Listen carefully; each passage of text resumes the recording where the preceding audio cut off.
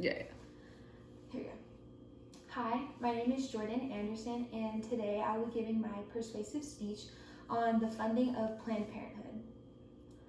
Imagine a world full of privileged older men telling women what we can and cannot do with our bodies. A world where women are scared and feel vulnerable to the world. With Planned Parenthood, women have been able to go about their lives, protect themselves from any harm and any sexual transmitted disease, receive health care and support benefits, and find a place where they can be protected. Defunding Planned Parenthood would create an unstable environment for women as well as an unsafe environment for the LGBT community, as well as there would be limited access to people who do not have health care. Actions have been taken by higher power to defund Planned Parenthood and all that it has to offer to the public. But let me tell you why this would only cause harm to our society. Taking away actions of free services done by Planned Parenthood will cause a scare to the public. In this speech, I will be persuading you guys on why Planned Parenthood should, under no circumstances, be defunded. Without further ado, let's get started. See, the first problem that we have here is that men of higher power are trying to make these decisions without telling women and letting them pass laws that will cause them to have harm with their bodies. They are trying to pass laws that will change the way our society is functioning and have no idea what damage it'll cause in the future. In fact, a lot of people have no idea on how Planned Parenthood actually works. So for starters, I will be explaining the basic concepts of Planned Parenthood. For example, we will say that Monica has decided to go into Planned Parenthood. She wants to get on birth control, get an STD test, as well as an HIV test, and a pap smear to make sure that she is safe. These actions will be performed by the Planned Parenthood Health Center, and they will then submit a claim to the Medicaid for all of the services that have been provided. Medicaid will then reimburse Planned Parenthood services for their service. The state Medicare will then be sent a bill to the federal government, and the Medicaid will reimburse to make sure that the provider of the federal government gets the bill. Now that we have a basic understanding of how Planned Parenthood works, we'll go ahead and get into how they receive their funding. 1/3, or about 34% of government taxes will go towards Planned Parenthood funding. This includes around $534 million a year spent on Planned Parenthoods located all around the United States, according to PlannedParenthood.org. The first thing that comes to mind of many when I say Planned Parenthood is abortions. But Planned Parenthood has way more to offer than just safe abortions. The variety of services that Planned Parenthood has to offer has expanded over the course of the years. Some of these services include STD and HIV testing, providing birth control, transgender healthcare services, condoms, and the day after pill, and many more. Along with these options, Planned Parenthood also provides young teens a place for them to talk in an open, free space, provides them with shelters for those kids who have been kicked out of their houses and those who are too old to join the foster care system, and they also provide proper sex education. Since sexual education has been removed from most school systems, a lot of young kids have not been properly informed about the risks of having unsafe sex. Unsafe sex does not just mean that there's a chance of you getting pregnant. There's a lot of other risks that come into factor as well.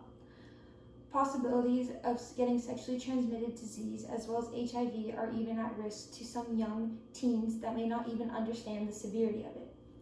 Planned Parenthood is a safe place where teens can go about and be educated, but also be provided the resources such as condoms and testing to ensure that they are not putting themselves or anyone else at risk. As quickly as Planned Parenthood as it has evolved, it has left me to wonder, how did this even come to mind? When and where was the first Planned Parenthood facility? In 1916, in Brownsville, New York, the first Planned Parenthood was funded on the idea that women should be informed of anything they need to live a strong, healthy, and fulfill their lives. As we are now a whole century away from the starting point, we can see the changes and the effects that Planned Parenthood has made along the way. Today, Planned Parenthood affiliates more and operates more than 600 health centers across the United States. Planned Parenthood is also the nation's leading provider and advocate of high-quality, affordable health care for women, men, and young people. Planned Parenthood is also the nation's largest provider of sexual education, providing and informing young teenagers the way to become sexually active and provide them with the resources, all according to PlannedParenthood.org. Another service that Planned Parenthood provides is screening for cancer. There are many different types of cancers, especially ones of the reproductive system. If found early enough, cancer could even be treated. As a support group goes, there are numbers of Planned Parenthood. There's a number on the Planned Parenthood page that allows for anyone to have access to talk to someone 24 hours a day, 365 days a year. This number gives anyone the ability to talk to someone, especially when you feel as though you aren't comfortable enough talking to your family or friends about any of your problems. As the care that Planned Parenthood has evolved over the past 100 years and have had many different aspects to both men and women and those who don't have access to healthcare, we can see how much it is important that we keep the funding and continue the flowing of Planned Parenthood. But unfortunately, not everyone is in agreement of how we should keep funding for Planned Parenthood. There are other authority figures that want to change the way Planned Parenthood is being funded. My first thought to this problem would be to let men step into female shoes for the day in order for them to understand what it's like to live as a female, in order for them to see the changes in the views of how we understand and how scary it is for women to be living in today's society. Unfortunately, that is not the case. The best way to ensure that women are being equally represented in the world would be for them to have an equal number of men and women of higher power. For as long as I've been alive, the power of government positions have always been predominantly male. But I can only imagine the empowerment and changes that women would bring and how much of an inspiration they would be and role models for the 20th century young teens. With only 19.3% female representation in the House of Representatives and 23% in the Senate, the United States ranks 103rd in the world of being in terms of women representation in national legislations, according to politicalgendergap.com. Unfortunately, this is not enough. To create a larger diversity, women of higher political positions would have to be encouraged, and women would have to step into politics more. Over the years, women have noticed that politics is not only just for men, as they have dominated this field hundreds of years before, and they are learning that their voices do matter and that they are being heard. Without a voice, we would possibly be facing the problem of losing all funding of Planned Parenthood. Talk about defunding Planned Parenthood has been talked about for time and time to come, but fortunately we have not faced any sort of loss yet. Many different actions would have to be taken in place first in order to pass the defunding of Planned Parenthood.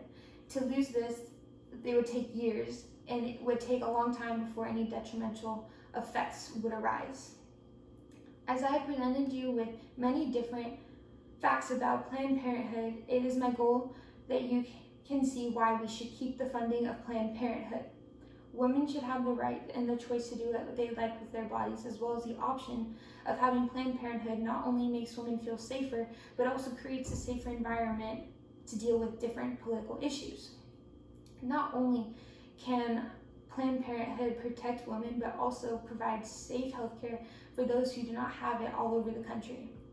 I leave you to think to yourself personally, if you're ever in need and help and feel like you need to talk to someone, or you can't afford the necessary items to secure your safety, go to your Planned Parenthood near you, because there will always be someone to talk to. Thank you. That was good. I don't know how long it is.